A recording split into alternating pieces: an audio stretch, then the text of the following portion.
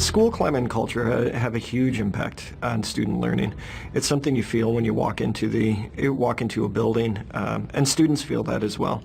I was very fortunate in my past few years. I had a secretary named Donna Nichols, and she was a fun-loving redhead who loved the New York Yankees and loved to laugh, and the kids really enjoyed coming into the main office to see her and see us.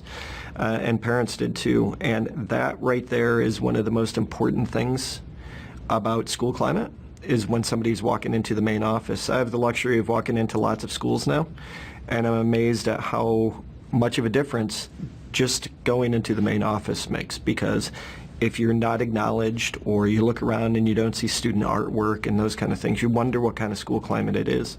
Kids feel that when they walk in every day. If that's the feeling you get from the main office, imagine how the feeling they get when they're walking into a school. Well, school climate and culture are almost everything. They affect adult morale, they affect student learning, they affect parent involvement. And I think one of the things to understand is a little bit the difference between culture and climate. Climate is sort of the weather today. In other words, today it's sunny, or today it's rainy, or today. But culture is more, what is the weather like over a long period of time?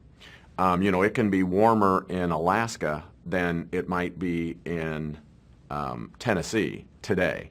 But overall, obviously, that isn't the case in that situation. And what happens is, climate is how everyone greets the students, how they interact with the students.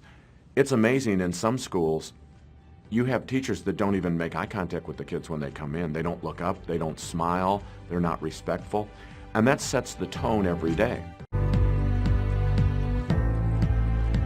When the school climate is warm and inclusive and accepting and engaging, kids are going to be more likely to want to come to school instead of feel like they have to go to school.